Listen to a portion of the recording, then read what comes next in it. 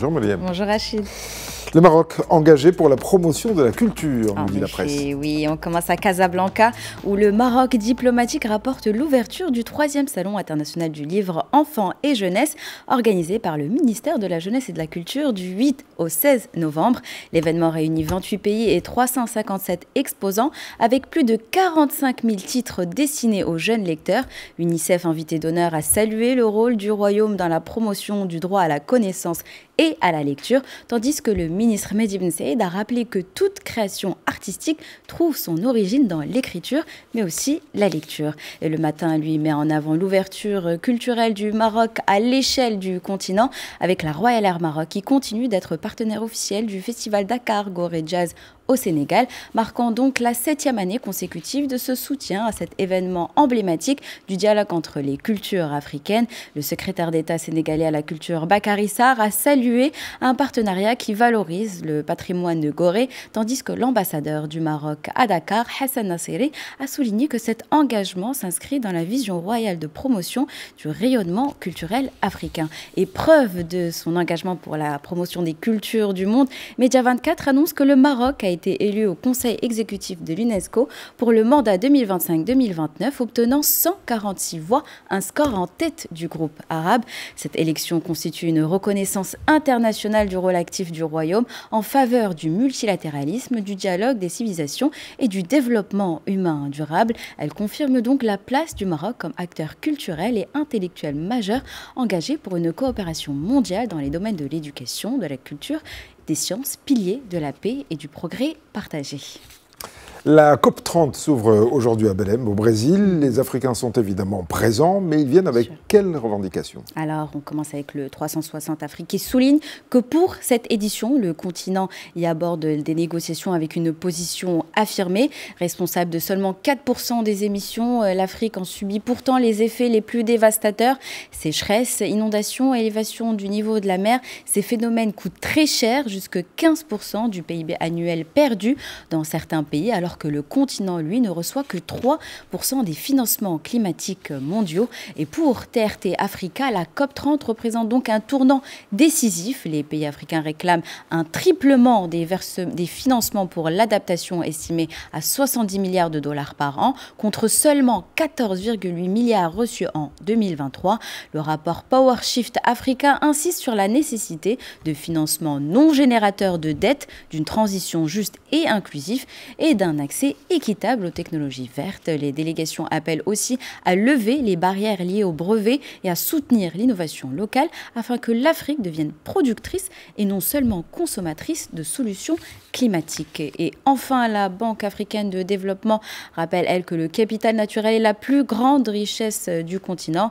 En effet, la BAD est la première institution à avoir atteint la parité entre les financements d'atténuation et d'adaptation. Elle prône aussi une approche novatrice, intégrer la valeur écologique dans les comptes nationaux afin de valoriser les écosystèmes africains et attirer davantage d'investissements verts. Bref, à Belém, l'Afrique ne demande plus la charité climatique, elle exige la justice et entend façonner des solutions pour un avenir durable et surtout équitable pour tous. Quand il faut s'attaquer aux plus grands pollueurs de la planète, il y a aussi les producteurs de textiles et particulièrement ceux de la fast fashion. En effet, la fast fashion, c'est quelque chose qui est consommé maintenant à l'échelle internationale. Et d'ailleurs, avec Radio France, qui annonce que la France s'apprête à adopter une loi ambitieuse contre justement ce phénomène de la fast fashion. Le texte déjà voté par le Parlement prévoit des pénalités allant jusqu'à 5 € par vêtement et l'interdiction de publicité pour les enseignes les plus polluantes.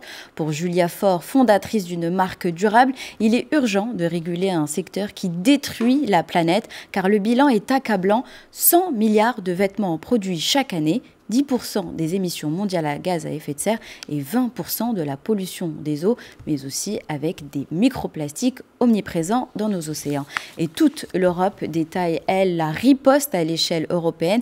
D'ici 2026, la destruction des invendus sera interdite et un passeport numérique permettra de tracer l'origine des produits. Une directive sur la responsabilité des producteurs rendra aussi les marques, y compris celles basées hors de l'Union européenne, responsables de leurs déchets textiles. L'Union européenne européenne veut donc en finir avec l'obsolescence programmée, le greenwashing, tout en renforçant le contrôle des plateformes e-commerce de fast fashion, désormais sommées de se conformer à cette législation européenne. Et enfin, direction le Canada avec 24 heures Canada qui révèle l'autre face aussi de cette industrie.